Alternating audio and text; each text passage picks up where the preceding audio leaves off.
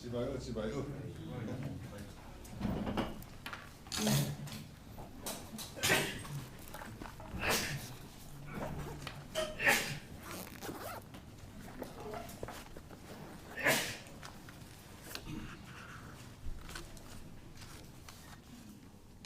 tron mol mai nga thua tam deuh hleka tun tu ma hian ka PS nen chau kan kala khuta amuna kan chief secretary le kan resident commissioner ten atul huna min troi oma amaro chu 1-to-1 pakhat chau prime minister le home minister te chu midang roi lo mal chawa in mu ten do wangin keimain ka kal deuh bera chuan ni khat chau kan chama Delhi a hianin chumi chung chuan Dr. Jay Shankar External Affairs Minister nen kanin mua Prime Minister nen kanin mua in Union Minister for Ministry of Road Transport and Highways Pu Lalduhawma nen kanin mu boka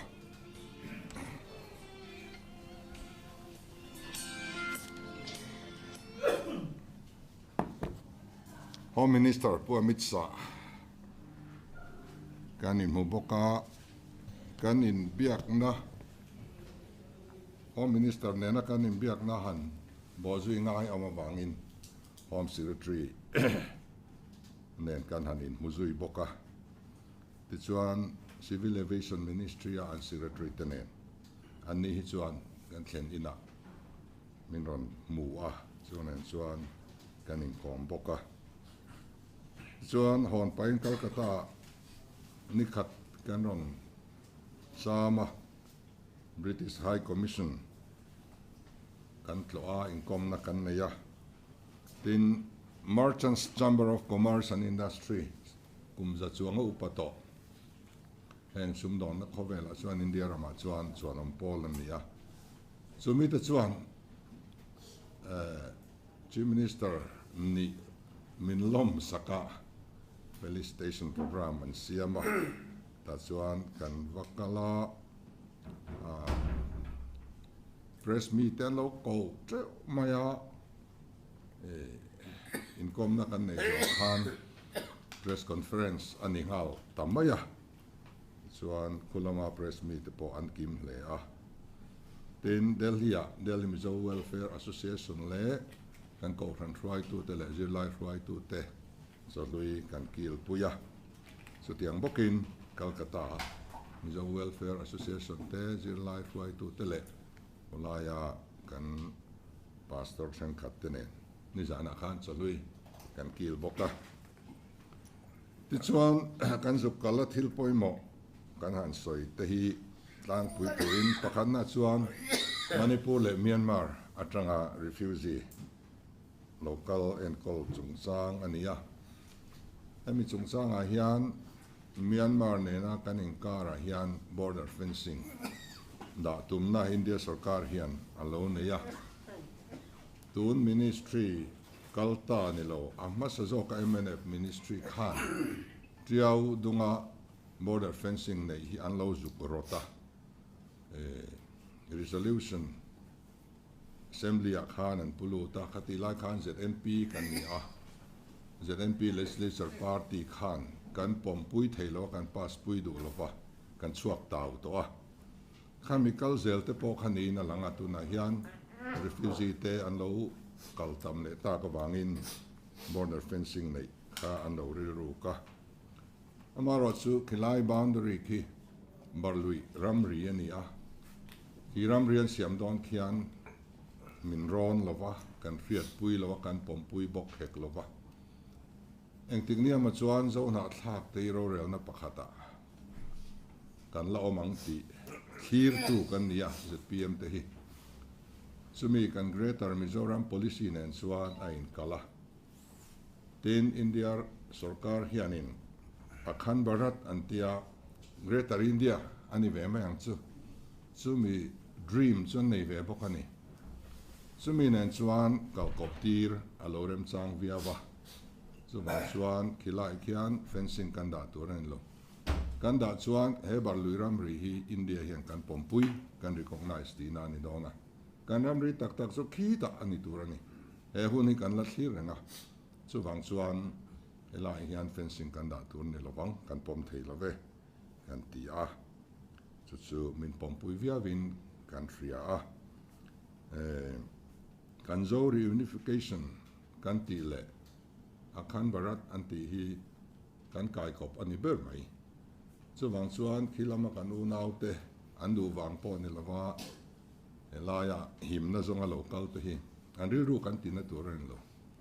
naki na ro rel na pakhat nuai kan mun tur kan thlir tur ani heng te neu te chu tun temporary thilani ala re mai dona an ram te pola zale na ngan hole duanga chung hun te chu kan thliranga chu mi pia lam chu kan thliranga ya chu wang chuan heng kan u nau te ri ru hi kan ti na thiang lo ni kan ti a ni thatakin hei kan soi ho a border fencing da hi an thul tura ka ngai India sarkar hian tin Myanmar atanga refugee lo om te hi chin chia na bik biometric identification siam sak turani ti in sarkar ma sa tang khan Home Ministry in Alonor to a kan sarkar ma sa khan enge mo chen a local pui to a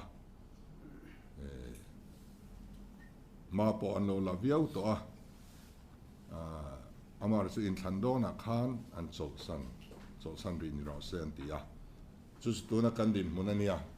emi chung chang hi India sarkar hian keini mai emomin ti kan tia wanga han ngai tiam lo deuh kan nia alo ni lova foreigner reng India lo lut zong hi biometric identification nei tir vector alo ni to zoka chu wang chuan khatianga India ram pum pui man tur ani wangin keini bi khan ti lo dil kha an tan pom har se tak alo ni ve to a hey India rama Bangladesh te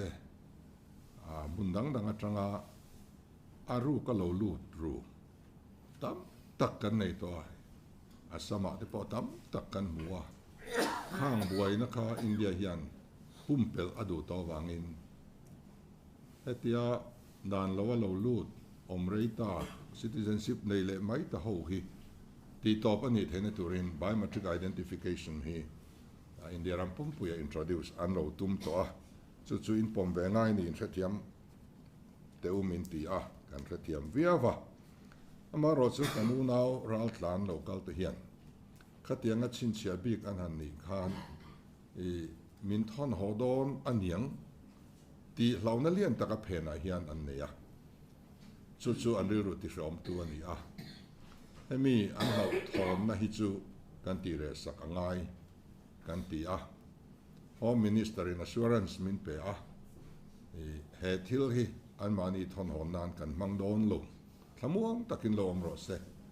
an rama boy chung chuan kan thon hol wang ti assurance min pe a ten Chief Minister ini nangin nang point assurance lo han pero lo lau thong re su se thamuang takin nom ro se ati a yang chuan kan du anga khami ka hanti lo khachu rembik lo wa ama ro chu khatiang zong a lo thon na eng ba om don lo chin chia na ni mai foreigner an ni ve miu awangin lo chin chia ni ramaral muan huna te thatakan hon le thengna tura ruam man na ani a hon ngam ani lo chung chu elaya kan hon tir don lo thamuang takin kan zinga an cheng ve don ti kha assurance wena po heng kan pedu ani tin khami achin chia na bi ka kha portal oma tuna portal man lai hi min man ti ran tum hi kan du vak lova achan chu dan lo lut thon ho tur te an chin chia na portal ani ve tlat mai min man ti ran tum hi chu wangin hei hi chu kan tan man an nuam lo portal fran min siam sak niang chu kan ti a chu Home Minister Khan kan lo ngai tu nge ti da ne tia Home Secretary nen in soi don don nia tia Home Secretary nen kan han soi do na ti chuan porter fran buat sai dan tur kong kan ron zonga nga ruam man na kan ron siam ange an tiani ten tun ma khan tuna ministry tlata MNF sarkar lo sarkar tir sang ni le som pakwa khan maintenance of household registration bill kan pass ani kan legislative assembly a hian sang ni som pakwa kan pass kha India President Pompuina assent angaya tun tlangin India President in assent min lapedulova chu kan han take apa tun assembly ralta po khan wenga mozat house a ke pon ka au cho puya hi enga tinga tun tlenga president assent kan lan lo enga nge ka sarkar in bo zui tun a engdin huna nge din enge har sang na ti kha ka zo thina chan na mu mal tak min pe thei ngai lo kan sarkar khan hei hi tuna hian kan ma mo ta ni ani na taka chuan kan chief secretary lui Pu Lalduhawma idea khania mizo te hian kan pi pu atangin lal la lai tang to in khotina khochiar kan nei ni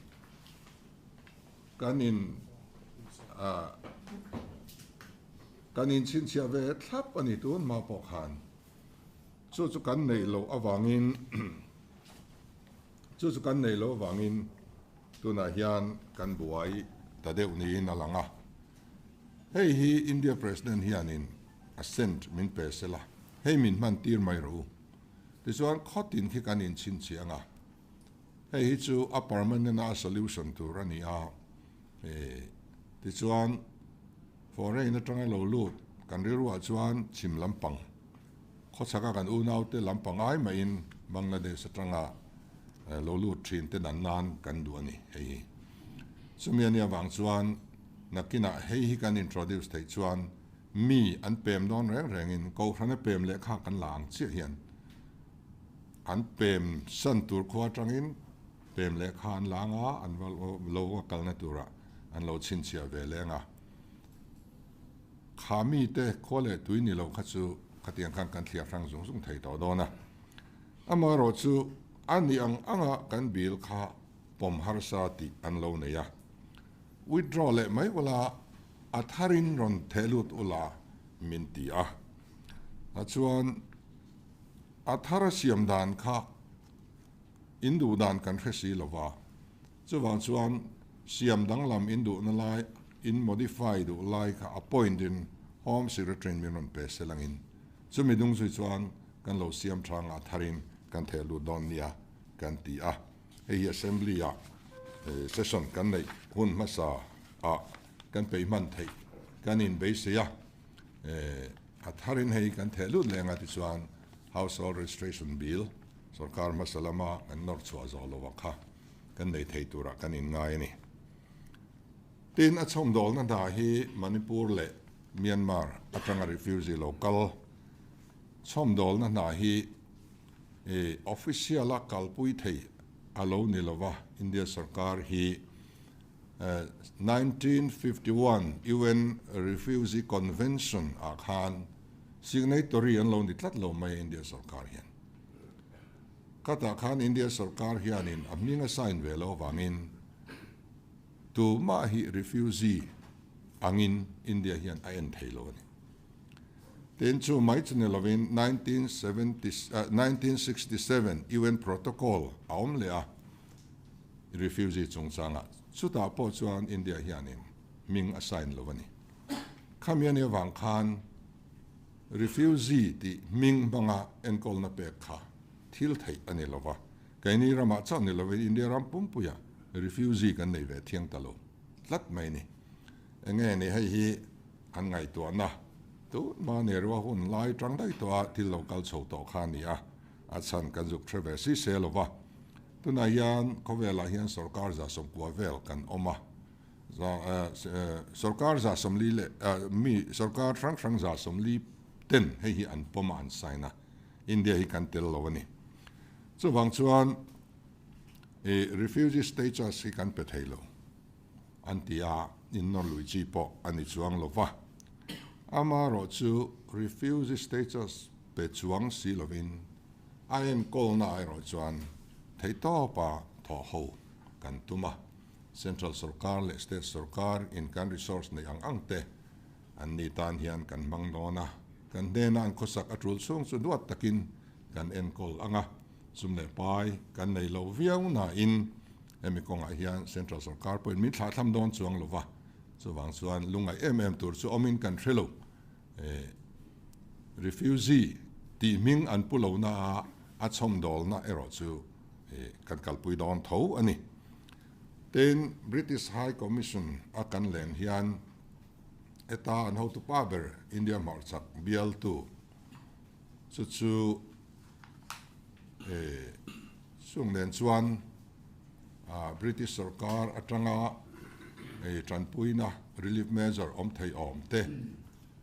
ron chet ve thei nei don em tin kan han soma kan theyang tokin raltlan te tranpuina kan ron ti ve don nia an ti a maro chu sarkar kaltlang ni lovin kan NGO kaltlangin chumi te chu agency amangin an ni po hian min ron pui don tin an deputy high commissioner po Mizoram ron tlo turin kan in soma ron zin chodona chunga te po chuan kan refugee camp te po hi kan tlo pui tura kan in ngaya an nin hen atang hian tran puina eng masat kan don thei kan in be se ni tin prime minister le home minister ne na kan soi chu tuna kan refugee nei te chu rele mai tur ani a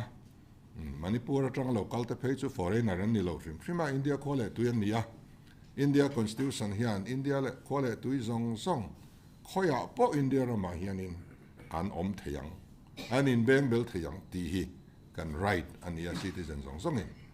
chu wang chuan Manipur atang local kan unau te chu India citizen an ni sa problem aom lo rim amaro chu kha India constitution khan do na India khole tui unsettled thei in le lo an ben bel thei an phal sak lai ro chuan Mizoram bi kai ro chuan kha ven him na kan ya ILP mangin an du in kan rama chuan an local ve thei lovani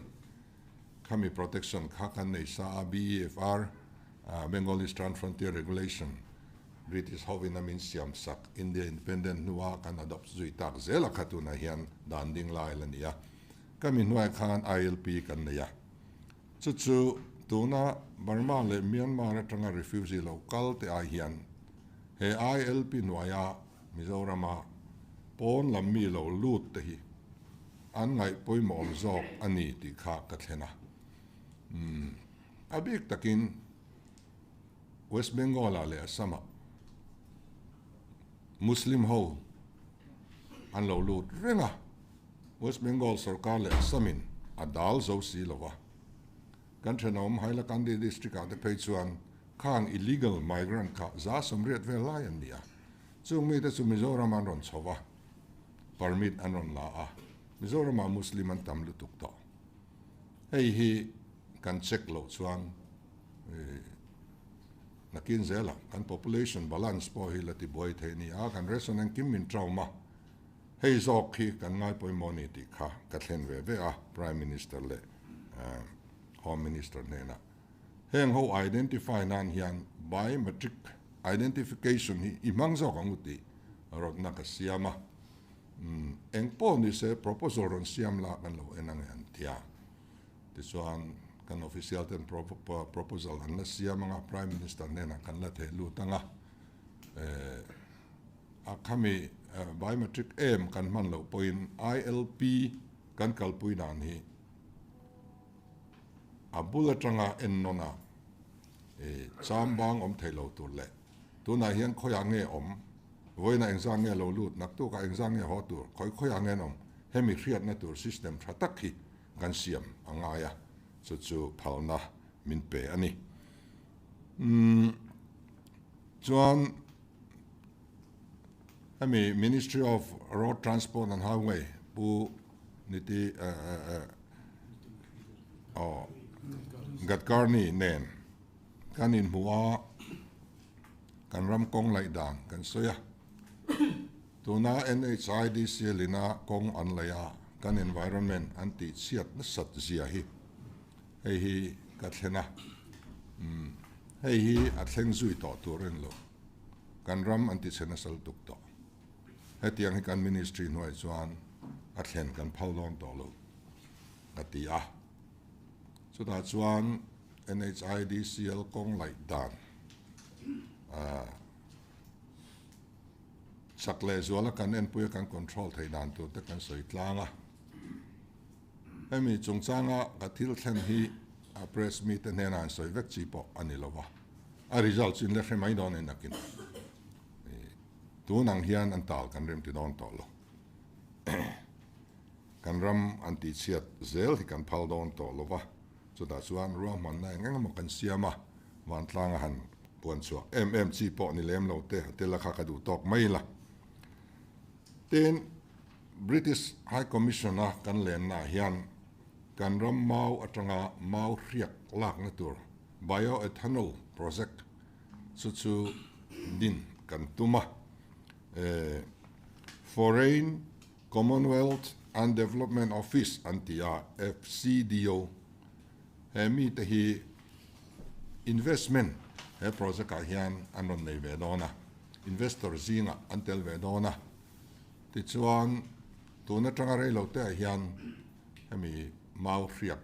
sor na hi din ngal thei kan tuma chumi tan chuan in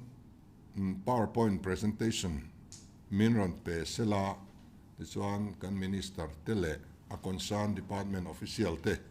nen thlir howila athang kan tia tunkar mek a hian chumi PowerPoint presentation min pek hun tur chu kan lo ruat to ma se ka jin le ta sia anon ti man lova kar le lama chu arang lama ti kan tumanga ti chuan in memorandum of understanding tunahin a draft kan nei to a hei hi PowerPoint presentation min pek nuwa sign mai thei ani to a kan sign nga ti chuan tungna mamit district a mau kan nei hi Mizoram kan mau nei song za pali mamit district a hian a oma hei hi kumli chung vel chu an du khop tok tur vel ania nitin mau tlon nuai khat an ma mo don ani ti chuan mau huan nei po hi kan farmer te tan ei zon na tham alo tling chho to dona kum nia upa hian thria ka nga bera heng engani ruwa chi sang kan nei te po hian thria kan nei ve thoma se mau tak luka tha hi am lova chuwang chuan kan mau tak hi hetia kan thon chuak rui te kan ti top dona tin tu na hian paper mill rondin du te poi minon dora a sen so song an manin ti vek anin huama amaro chu karlea minon hula chu planning lamin lojir chiang phot sela chu min ho chang kan endon nia kan in tia tiang chuan kan ram maute aniang anga man tang kai dan kan han dap ve mek ani ti chuan hemi hi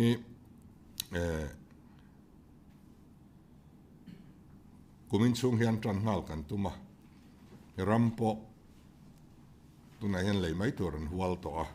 bairabi lama khwanin ti chuan a thei chuan hei hi ti len chhozel tur ani a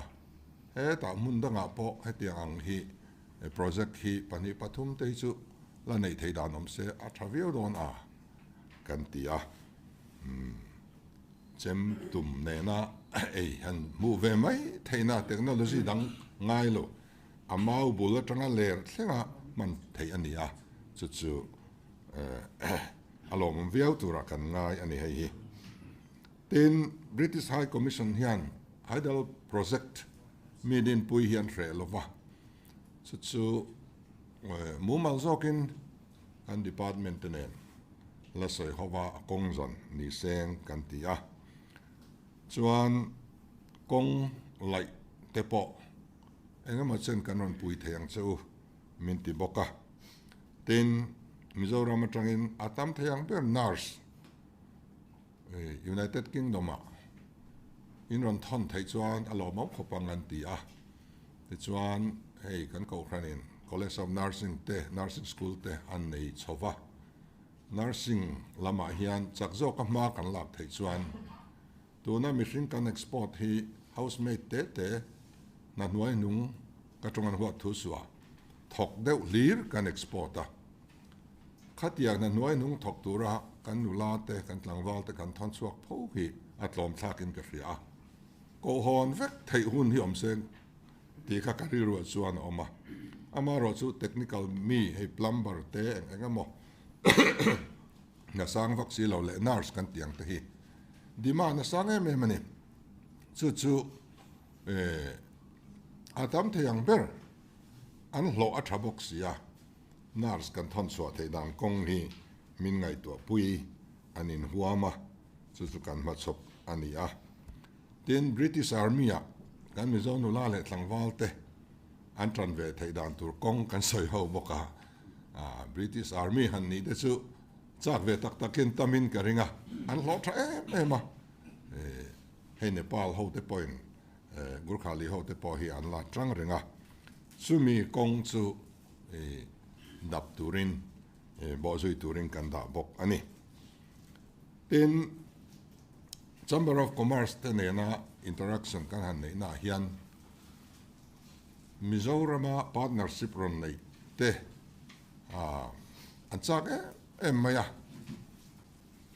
an dak zok ani ber mai ti kan zo na te min zo ta chu milam chu kan ya engting collaboration ten kan ti theng em an tia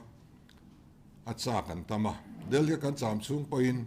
kan rama project nei du rem lo meron mutrok kan tong nem ang renga thil thar kong thar in hong dong na fiat na hi an nei ni sumdong community le industrialist ho hianin chu adu na zong kan lak lu hi a thadon lova film kur takin khuta kan residential commissioner te po ma lo la turin kan in cha a thabik kan nula le tlangwal te tana industry lama le entrepreneur lama ma an son pui thei ngei tur kan ram ta na nok sak lo tur kan angai dona chu te tur chuan film kur takin itiang kan tia hotel industry rondin te an chaka steel factory te le oil seeds lampanga hemi oil la hianin kanin todel theina turin chung te po churon bun andua tin animal feed factory rondin du te an oma abik takin oil edible oil le he sanga cho te ran cho kan han ti renga kanin todel theidan tura khachu keni point kan beng aver zuala chu kong idap te ang kan ti a tiang chuan engeni kong hi kan hon zaw angai a clear card te takte in khar khip Mizoram kan ni ahun to lova kan in expose ahun to khovela India khovela kan in expose anga khoveli kan ta kan ti venga ti chuan nakina kan nula kan tlangwal ten ram chua contract lian zong an tho ve thei hun chu mai ni loin national tender chang ve thei tur le global tender po chang ve thei turin when the trunk in both say angaya thong le khata khadin buna kan chuang mai thei don step by step in kan kalanga engtik hunai ma chuan kharam kha kan la thleng ve dona chumi chu kan thlir ania chu wang chuan entrepreneurship lama te tho pui tur company thatak tak hlun tak an tama hengo he kan bo zui anga tina bik takin toy exhibition ron nei andua toy sa hian khovel hi China in a dominate ria India po hi aron dominate lat to maya chumi lata ata tal chu India hian adu ve a chu wang chuan toy factory hi mitam tak e zon na om thei tur ania kan thralizing a atui ve anom kan rin deu wangin exhibition nei an chak boka local exhibition ni nei phatang kan ti ni chu transfer hang lai kan entrepreneurship te po kan entrepreneur te po lo in ring ulangin ka exhibition a khan in lo kalanga thil kan ti ve them kan han holding policy noya khami ezon na lu tur kha mi tui kan om ve em ti kha kan ngai tuanga ti chuan central scheme om tlang om sa le kan han holding scheme hemi hi conversion sin kan kalpui dona bank nen agreement kan sign anga tun ma chuanin kan sarkar tena beneficiary an than reng hi party worker an recommend thina project engma tak tak nei lo tho tak tak po tum lo an nia kang ka bank lam hian an khechiang lu tukan owner lu lo vani chu an in dem to na kha re thain turin mizo zinga kan bank service a kan senior ber pu chaw ke hi kan la lut dona deputation in chung tenen chuan bank tenen tho ho na thatak in ring tonin ma kan la anga ti chuan loan thabi kan han tiang chi te non banking financial institution te po ladin so kan tum dona development bank kan tiang kha chu tiang chuanin kan thalai te tan kong ein hon thein turin kai mani financial institution nge tanga loan te an la ka guarantee te thlenga kan impact thein tur MSME te ne na tho ho na kha kan ri ruwa oma nai vaya chuan toy exhibition chu nei photan kan ti ni tin civil aviation ministry a secretary te kan khenna an mani in minran huwa thil tam tak kan soya Mizoram helicopter service tamso kan nei theidan tur ruam manna kalpuini se kan dia chuta po chuan helicopter lianchi ni thei selang kan tia district som pakhata helipad ni loin heliport din ni sela ti chuan helipad hi mun som panga siambel bokilangin chuan heliport a hi chuan refueling te ti thei veka chung chu employment engama zat a generate don boka chung chu ti tumte ang kan ti a chu kan malang na tur kan ma chop ani tin tu na hian indigo chau hi service kan neya unmonopolized lat maya manipuran buaya thona zindu customer kan han pung luaya affair hi uchuak tewin tu na hian anti sang ta kan thona chuan man hi sang lu tu kani chu kan zu control thei si lova competition om lo wang ani a chu wang chuan competition om theina tur in airline dang in the Air India lak lu dan kong min lo zon sak te u kan ti a chu anin ma min lak sak dona tin kan airport hi khong e khalai not te kha airport not te kha china kalpa kan om ti kha china kan not tir cha airport a khan kalpain kan airport hi kan ron en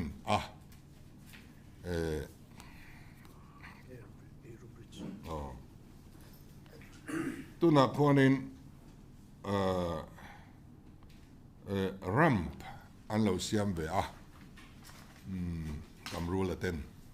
ramp ani an siama in sum sen ko tam hle maya ramp ani chau in siama khu abang nei lovin ti khuan an kalsan ani chu kan zo chianga a original estimate a khan abang khalo tel rang sia chu wang chuan abang hi ei no da tir nga ru kan tia verbal instruction kan pe top maya abang om lo chuan thi a lo thonga ru lo suranga passenger te kan hu vek don ani chu wangin khu til ti chi ani lova tar le dam lo de tan pe chuan angai na om lo rim rima rinai na thui rep le nga la chu abang ti turin kan tia chu poi som sa alo ni nge a chu ramp ania tin aero bridge kan ti hi an lo da lova aero bridge chu airport atanga thona han lung hal mai thei akha ania chu mi provision su an siam si lova chu mi han siam le tur chuan tuna china ka soya kha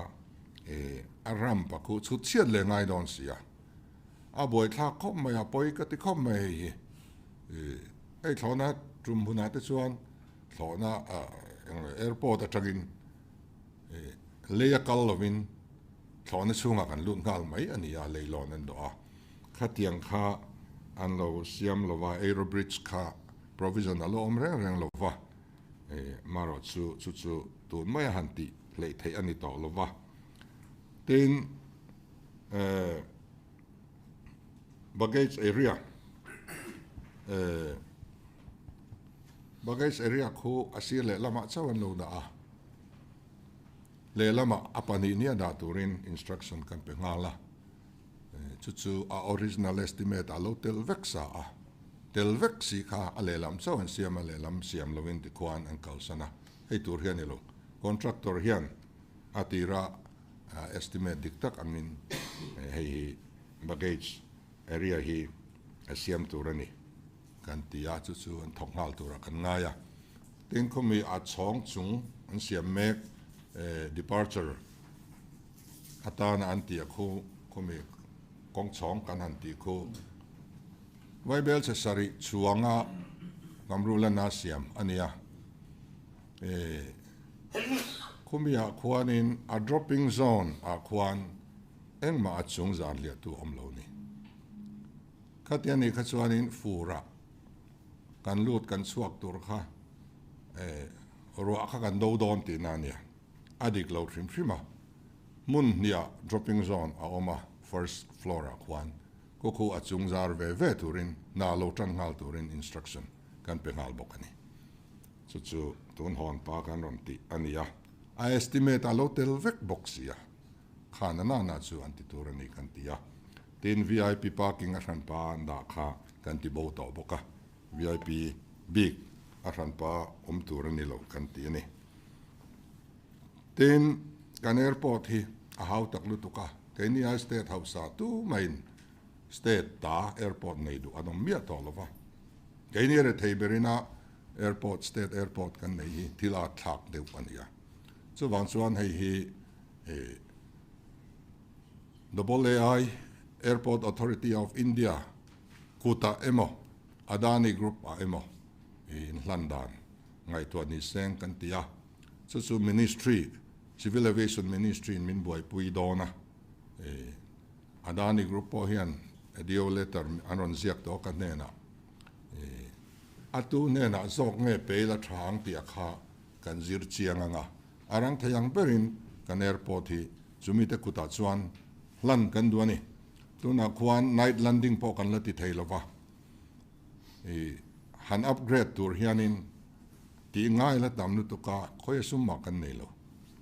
SEDP atanga tuam lo mai khania khatiringo chuan ram ro pui kan thleng don lo enti kong mai na ki don lo re reng siang sani tuna hian Guwahati airport ku a limit a thleng to expansion chance am to lo ni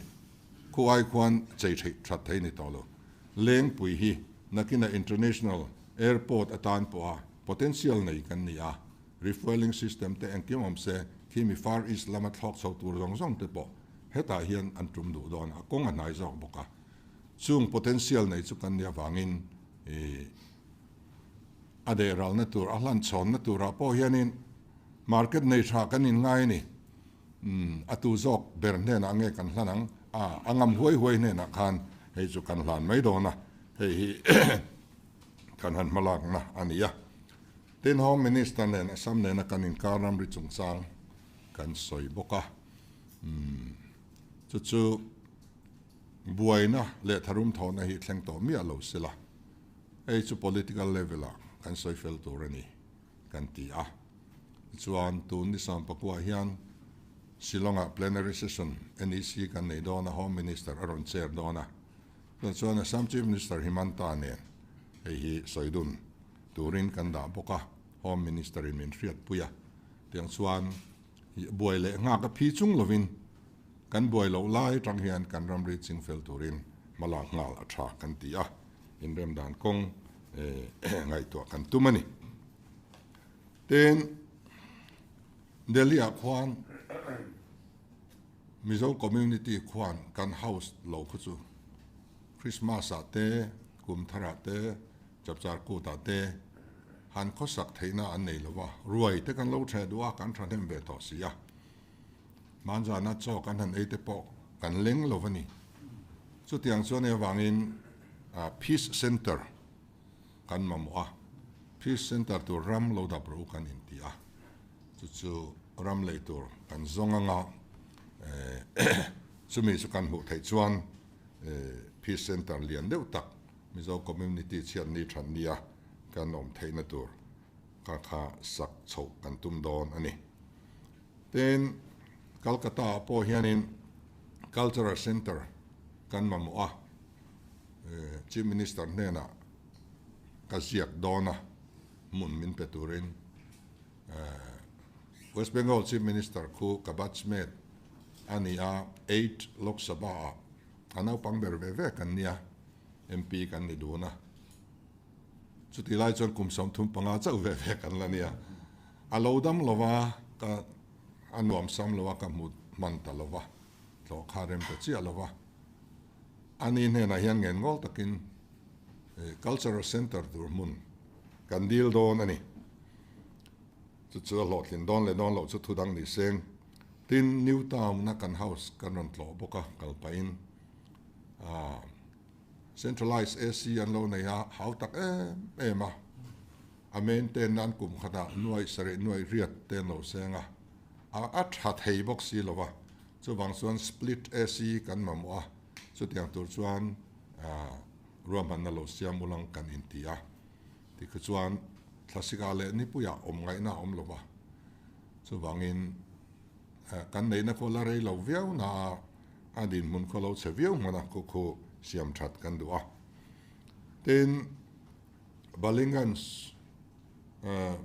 rota kan Mizoram House masaber kha kan tlo boka kan chief minister masaber pu cho chunga hun laya kan ria thin na nia alung pol lenga lo thiat veka lo nim bura chuan kan sarkar kalta khan fral an lo tuma an lo fral fel to Bible se som thum pakwa velin falin ka ria som thum pariat le tlem nin ka ria mi pakhatin alo leya aman po mi lo dong diam to Calcutta welfare Calcutta kan house at hok tu te song le mizo welfare le kan student mizo zong khuan an ui tlok ani khu shalila amanin Solek lampangate Newtown lampangate mundang leila aya try inside la tika atira idea nia ka lampang bo suina reng ka am ta silova ashol ringot akhan man mo de norna alo oma tunai tu sang atangin mani de mai khan kan sarkar tir khan aman an loin hlan mana chu a file te kan study kanen khan sell deed kan la sign pui lova tin kha nei tu tharminga registration kha kan la ti lo boka aman kan dong ani maya an memorandum of settlement MOU kan en khan an agreement kan en khan clause ni lai kan sel le theina kha sarkarin thunei na kan lo ne ya swan law legal opinion kan la kan law department ka en fiatir to boka chung mang chuan ni lai jing a khan Delhi pana kan chu don jing a khan ka cancel tani ti chuan order po chuak to poisa po kan return vek to tu na hian kan nei le dona khu an lom le kan mi zote khuta khuan Z+3 akan sakan phala ground floor le chong thum tinania 60% for building ania and the rest of 40% for open space ti khanita chu West Bengal Sarkara and housing minister khu and municipal corporation and mayor ni nen alo chel kopa ania chen chel kopa lo thianga chu min the da chuan DPR thar kan siamanga chong ni dang khami bak min sak phal sak tur khan di lilang kan tia atlo chuan keima po ka kalmayanga ama muturin abula building sang pui lo ama keini khati lek min phal sak kha adik big lo renga chu ka chumi kan sak thei don chuan kan JRC te residents to te le thildang tap tak kha accommodate thei dona VIP lamde omnan te po kan da thei do na ti chuan a mun ngaya tuna khuan kan nei let le to a sak kan tum mek ani ten tu trum kan sin hi kan maiden visit ani a tu ne na ma eng ma deal ka tum lo ka deal bok hek lo prime minister ne na poeng ma ka deal lo eng ma ka deal don lo se in mel riat na nei tur lo kal mai ka ni ka ti a chuan eng ma ka la deal ri lo wa an lo in hong ma mi lo welcome traffic an vai in hun phei chu ke ma ni lama hun kan nei lo wa hun phei chuan min dai seng minister tam tak kan mu thei do na an ma ni lam zok te point min ron zai nuala ma seng rem chang kan pe thei ta lo wa prime minister nen na kanin kom na tun tu ma chuan eng ma ka dil don lo se thalia ka local lenga ta chuan special package ka dil don se a project karon keng don ani ka tia local la tam thayang per azing thayang per kanin mudon ni atia chuan Nagaland deputy chief minister hi min lom pui turin tho thana aron thlok lu dona nagat feile eng engemo